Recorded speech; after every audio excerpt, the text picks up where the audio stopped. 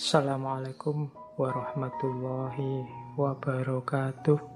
Terus kita lihat sekarang lebih detail lagi. Automatic thought itu kayak gimana sih Pak? Yang sering melahirkan kebencian.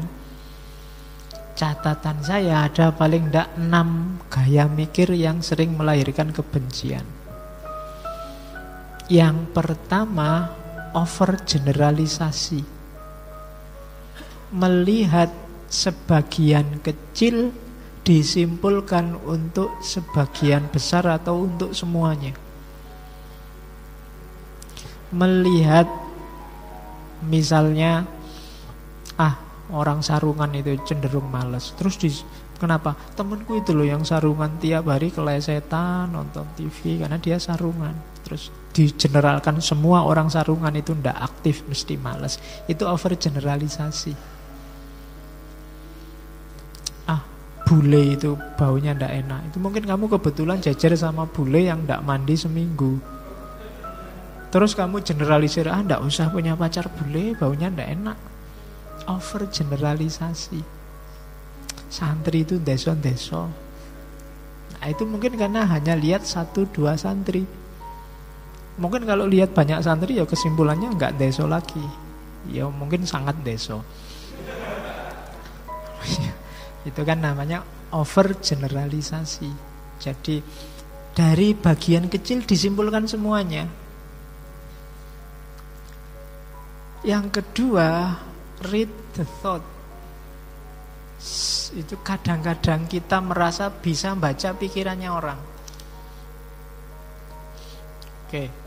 Jadi bisa baca pikirannya orang itu, ini orang kok sejak tadi ngelirik-ngelirik, jangan-jangan naksir aku. Nah, itu read the thought. Jadi kayak bisa-bisa kita baca orang lain. Ini sejak tadi kok usul terus, mesti mau berontak ini. Itu read the thought. Jadi kita ndak bisa membaca apa yang ada di pikirannya orang hanya dari sedikit manifestasi fisiknya. Tapi kita merasa bisa. Ini ada sejak tadi saya ngaji kok dem terus. Jangan-jangan dia ndak cocok ya. Padahal mungkin memang flu. Tapi kita membacanya seolah-olah kita bisa baca pikirannya orang lain. Itu loh.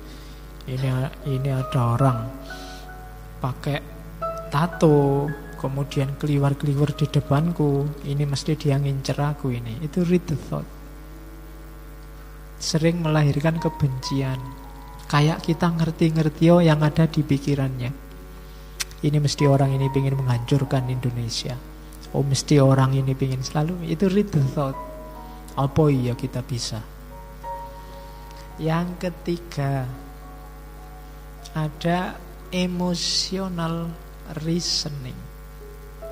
Emotional reasoning itu apa? Nalar emosi. Nalar emosi itu emosi yang diekspresikan dianggap mewakili realitas. Tak kasih contoh. Misalnya minum.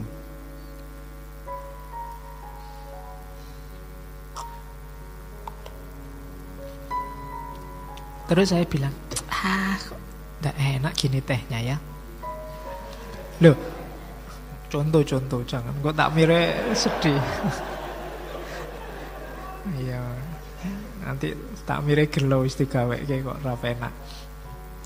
Terus kita kok ndak enak gitu ya. Loh, emosiku ini. Terus kamu pahami berarti tehnya memang ndak enak. Padahal itu cuma kesanku saja. Bisa jadi kesanmu beda. Itu emotional reasoning namanya. Jadi menganggap anggapan emosional seseorang, tanggapan emosional, itulah kenyataannya. Kamu belajar filsafat, terus pusing, Pak, pening aku Pak, membingungkan filsafat itu. Lah itulah kamu. Kalau saya kan enggak. Loh iya kan? Tapi terus banyak orang anggap filsafat itu membingungkan. Jadi tanggapan emosional 1-2 orang dianggap itulah realitasnya. Jadi emotional reasoning namanya. Ini juga sering memicu lahirnya persepsi kebencian. Terus ada lagi namanya customization. Ini sama. Menganggap yang kecil jadi sebab. Peristiwa itu kan sebabnya banyak biasanya, tapi kita nganggap satu sebab inilah yang jadi sebabnya. Itu customization. Misalnya ada orang menganggap bahwa peradaban ilmiah Islam itu jatuh karena kritiknya Ghazali pada filsafat. Padahal kalau kita mau jeli, tidak mungkin lah hanya gara-gara 1-2 kitab peradaban ilmiah Islam sepertiga dunia ini bisa jatuh. Pasti banyak variabel yang lain. Mungkin umat Islamnya sendiri juga jadi lemah, mungkin karena kekuasaan politiknya juga ambruk, mungkin umat Islam sedang dijajah di mana-mana. Variabelnya banyak.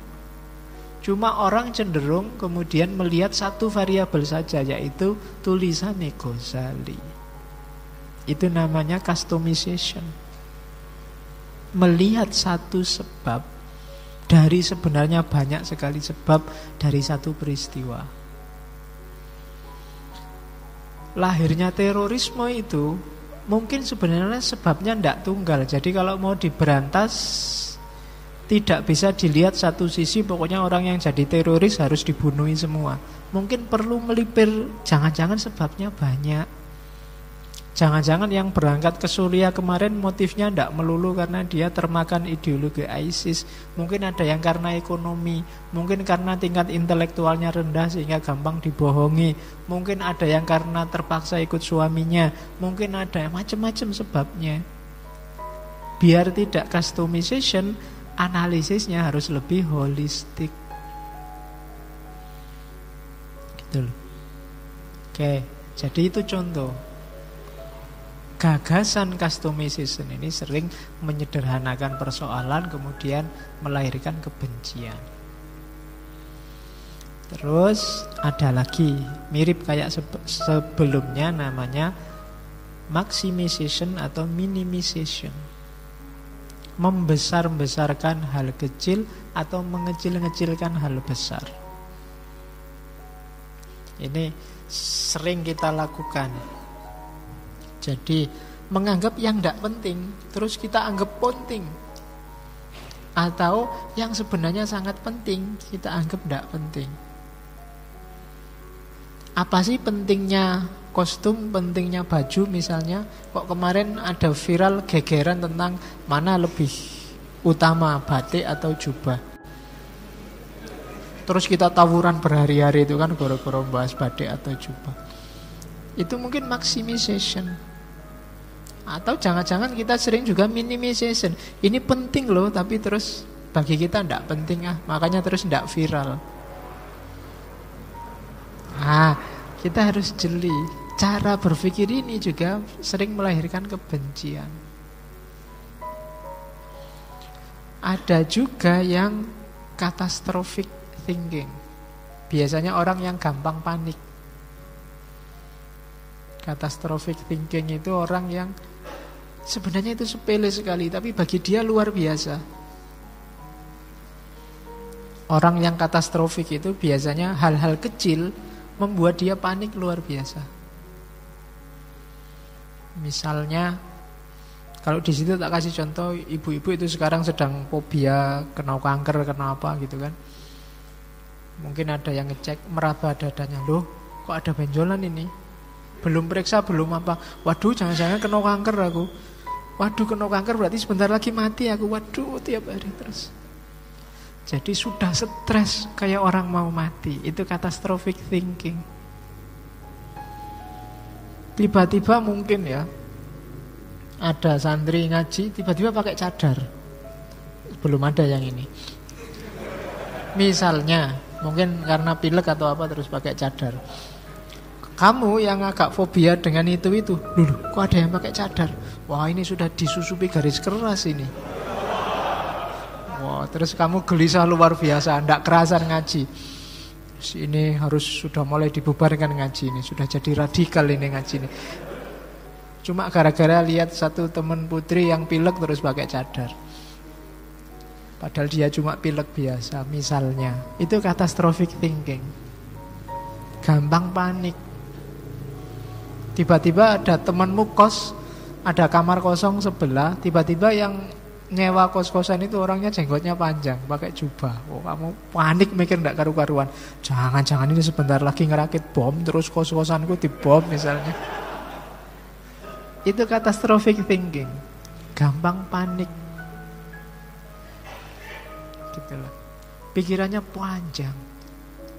Ada temennya satu wisuda, waduh jangan, kok aku belum ya, wah kalau nanti jangan-jangan aku tinggal sendiri nggak lulus-lulus, waduh nanti kuliahnya ikut sama adik kelas, waduh udah pikirannya sumpah karepe dhewe.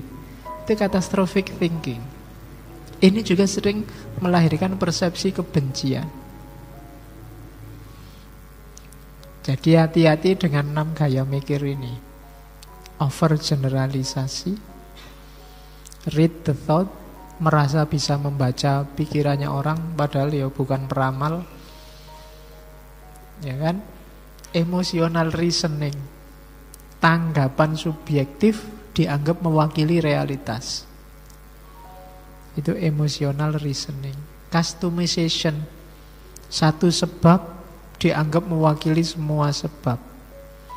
Maximization atau minimization, hal penting yang dianggap tidak penting, atau sebaliknya hal tidak penting yang dibesar-besarkan dianggap penting. Dan yang terakhir, catastrophic thinking.